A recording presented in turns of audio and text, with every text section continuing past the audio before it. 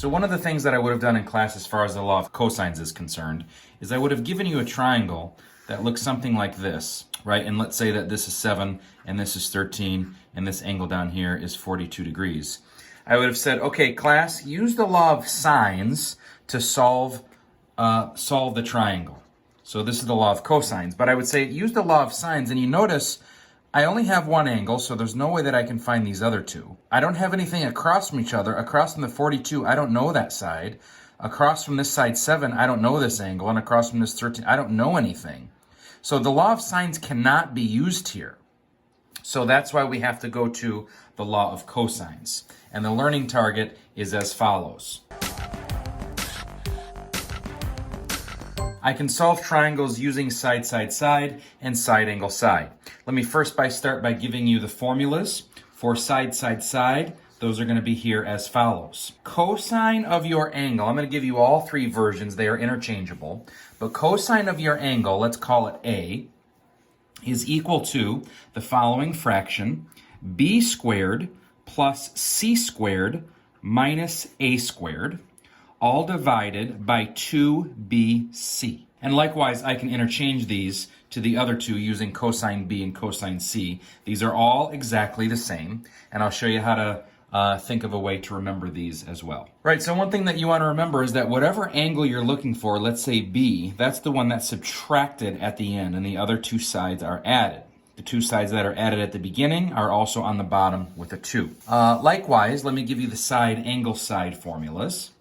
If you can kind of think that if I'm going to look for a side, let's call that little a, right? Look at little a in the formulas from above using side, side, side. Little a are both squared, so we're also going to square little a.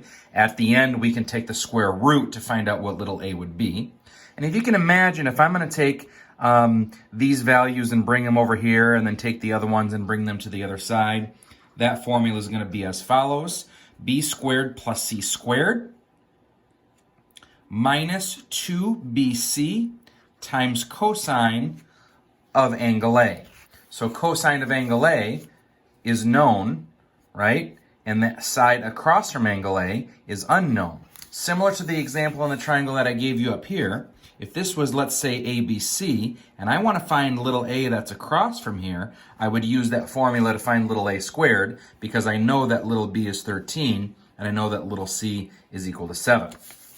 Right? And I can give you the other values, the other equations that are just interchangeable. So those are the 6 formulas that we are going to be using in this section.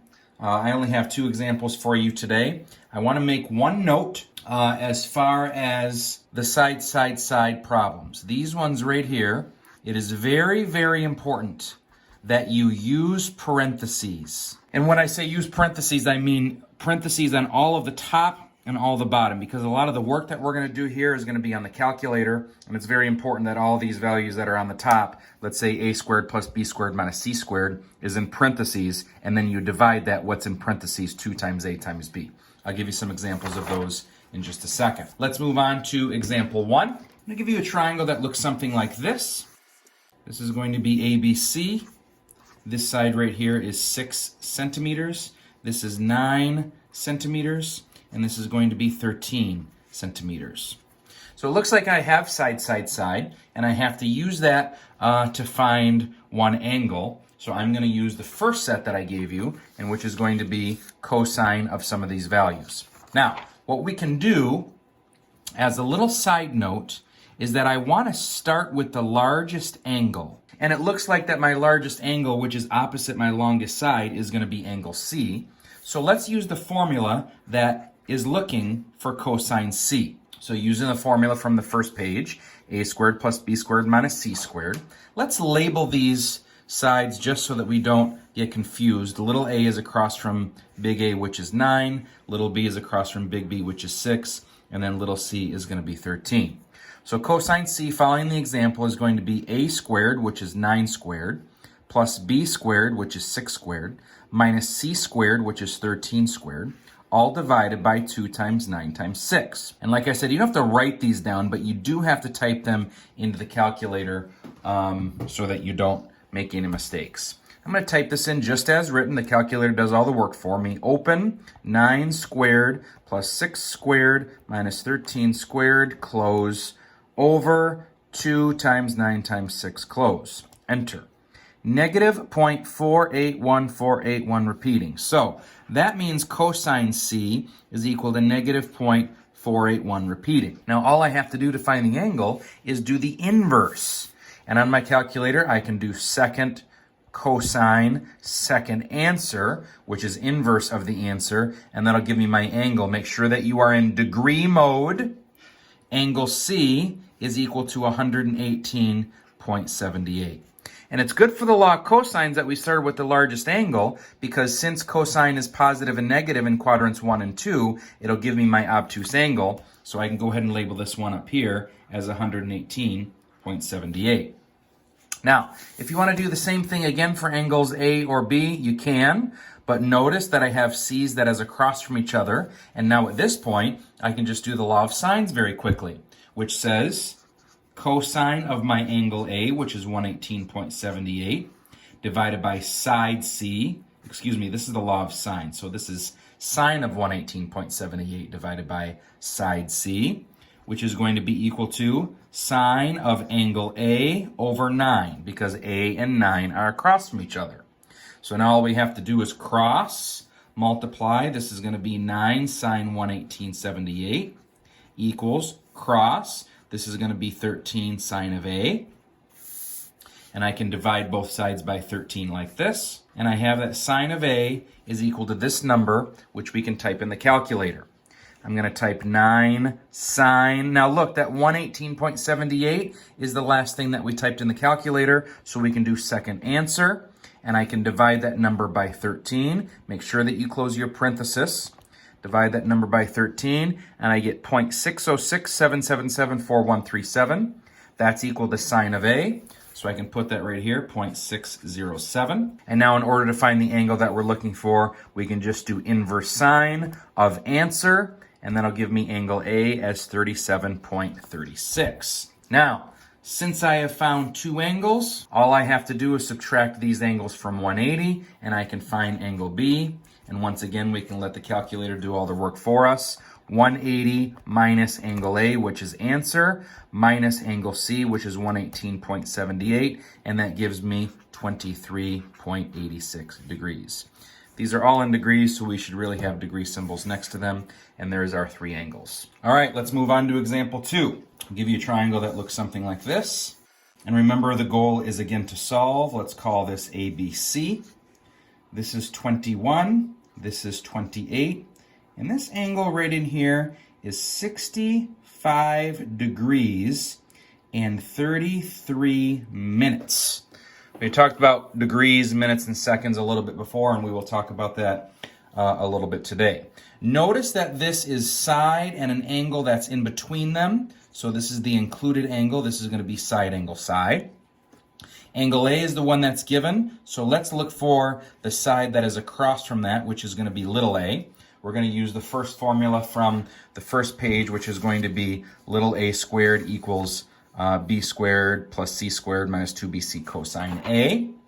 So we can have little b squared. Let's label these once again. Little b is 28, little c is 21. So this is going to be b squared plus c squared minus 2 times b times c times cosine of my angle A, which is, let's think about this for a minute, 65 degrees and 33 minutes. Remember, there are 60 minutes in a degree, just like there are 60 minutes in an hour. So I really want to write this as 65 and 33 sixtieths. Now, decimals are often better for using these in formulas and equations. So let's type in 33 over 60 in the calculator. That comes out to be 0.55. So my angle A is the same as 65.55 degrees. All right? So I can write this in my formula as cosine of 65.55 degrees. At this point, we can let the calculator do all the work for us. So we can just type this in as written.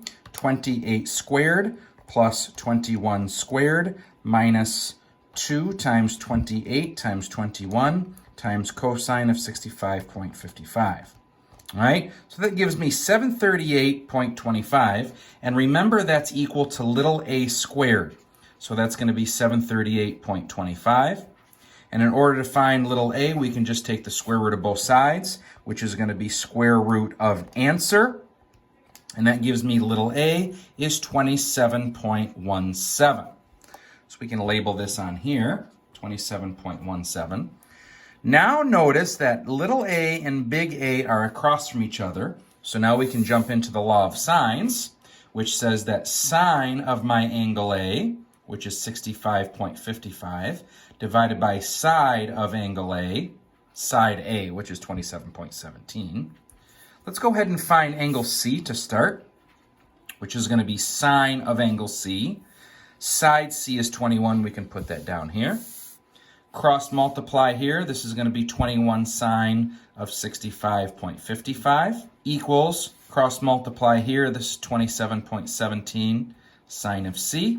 Divide by 27.17 on both sides like this, which says sine of C is equal to, let's let the calculator do all the work for us. Let's type in 21 sine of 65.55 divided by 27.17 is the very last thing that we just typed into our calculator. So we can do second answer and get 0.704, let's call it. And then in order to find angle C, it is going to be inverse sine of both sides. I can just in the calculator type second sine, second answer, and that would give me 44.71 degrees. And now finally, I found angle C to be 44.71 degrees, so we can put that here. I have one more angle left to find, which is here. I know that angle A is 65.55. I know that angle B is what I'm going to find in just a minute, and then angle C is 44.71. We can just subtract those from 180 degrees in the calculator. 180 minus answer minus 65.55, and that gives me 69.74 degrees. So I found all three sides and all three angles, and so the problem is complete. I hope this is helpful for you. If you have any questions, you know how to contact me.